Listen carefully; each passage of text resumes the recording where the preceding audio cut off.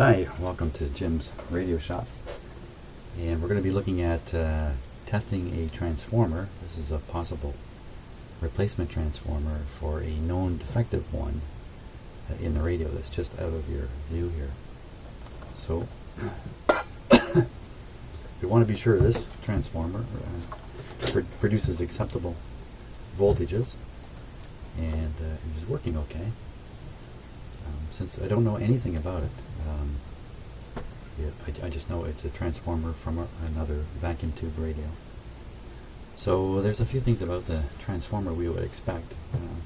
A pair of wires where the 120 volt supply goes, obviously. Usually a low voltage pair of wires, 6 volts, something like that, to operate heaters in vacuum tubes. And then lastly, usually a high voltage output, well, always a high voltage output, usually center tapped, so you usually find 3 wires. One of them sometimes made distinct from the other 2. So when we look at this transformer, first thing we can do is eliminate any need to be concerned about this. This is a fuse. It just happens to be bolted in here, and it's just kind of come along with the transformer. It's nothing to do with what we want to take care of. So now right away I see a pair of wires here and a pair of red wires here and 3 wires there, and doesn't that fit the pattern I just described? And my guess is input, output, low voltage feed for vacuum tube heaters, high voltage center tapped,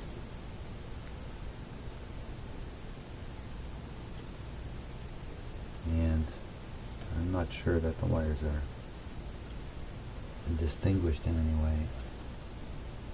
They look identical to me.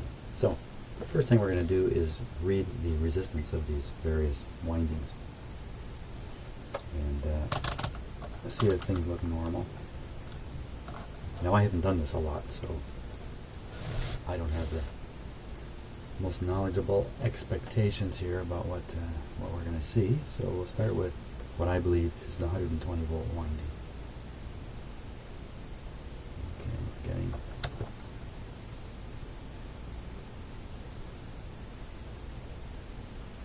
just under 7 ohms DC.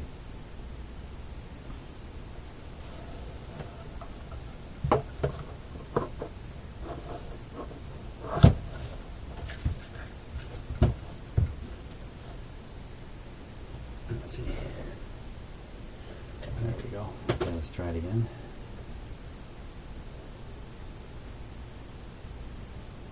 .8 ohms. Okay, keep that in mind. Let's look at this other low voltage winding, very low voltage winding. I expect this to have a pretty low resistance. And we're getting bad contact. Here we go. 0.3 ohms. So it's very, very low resistance. And I think that fits what we would expect. And now we're looking at the high voltage winding. Now this should have a much higher resistance. There's a lot more wire involved, and the wire is often of a thinner. So we'll just grab any 2 since they're not marked, and we'll take a look. See what we get.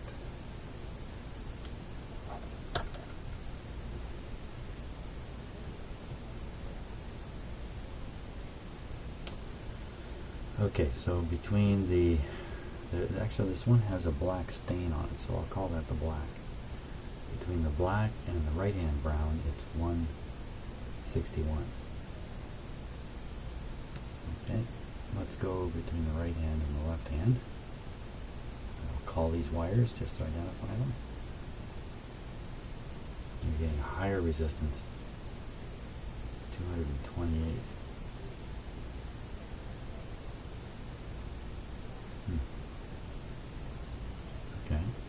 go between these two. 67.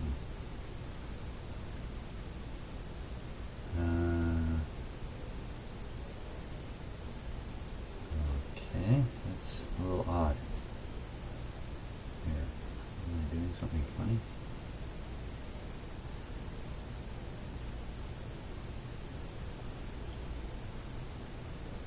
Okay, so between the right and the black, it's 160. 160 ohms between the black and the other one, 60 ohms, and between these two, 228. Well, okay, that's a little hard to explain. What you would really expect is two of these wires would have something like, let's say, 200 ohms, and the other two would have 100 and 100. And the idea for that is quite simple. Just think of one long coil with a tap at the center. In a long coil, you're going to get the higher resistance, and in the tap, you're going to get half and half. It's very, very simple. You're not supposed to get 228, 167, and 60. That's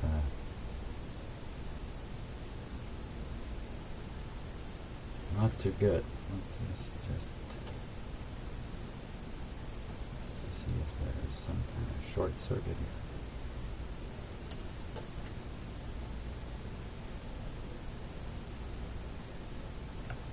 No. Well, the next thing to do is to put a little bit of power to it. Now I'm willing to do that here because I have a way I restrict the voltage being supplied to the transformer. That's a very simple thing. It's just a light bulb in series with the supply. And that's how I often start up radios and things like that. I'm not too sure of. I'll use this cord here. And check my supply is off. Plug in.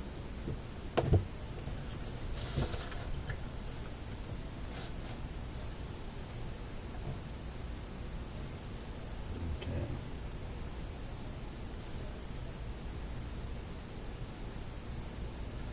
None of these wires are touching. So we're going to do a quick test. I'm quite suspicious there's a problem with this transformer.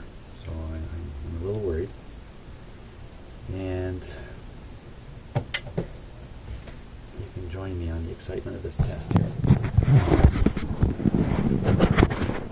Not much use looking at the transformer. Here's where the excitement's going to be. Okay, these are my current limiting light bulbs. I screw them in when I want them in the circuit, and I loosen them off when I want them out. If both of them are screwed out, then there's an open circuit in my power circuit. These are in series with the load. They're not in parallel. This is my switch panel. This will arm the system, and this light will come on. And then this selects. It selects either to be through the light bulbs, or restricted, or full. On the last thing, this meter, this is the voltmeter. It actually reads the voltage right down here. And that's the plug to my line meter. So it's right in the same spot where whatever it is you've plugged in is plugged in. So this really does read the voltage right out here. Now, the expectation is this transformer will draw almost no power,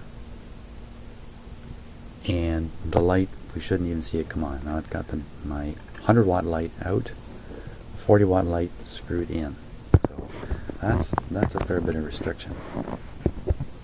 So if the light should come on bright, then I will cut the power right away. Okay, so let's arm it. Okay, so we're armed now. You can see the light has come on. No voltage yet. Closed in, so we're going to watch this light bulb. Here we go. Oh! Okay. Yeah.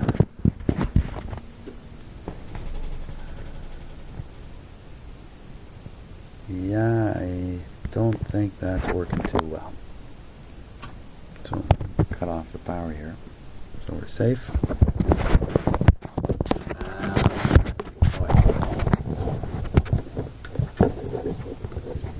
I'd say what I've found out here is my backup transformer is no good. So, now that's the process of testing one of these transformers to get around to ensuring that it's working properly before you go ahead and install it in the circuit and then have some kind of small disaster on your hands. So that's all we can do with this. Thanks for watching. Bye.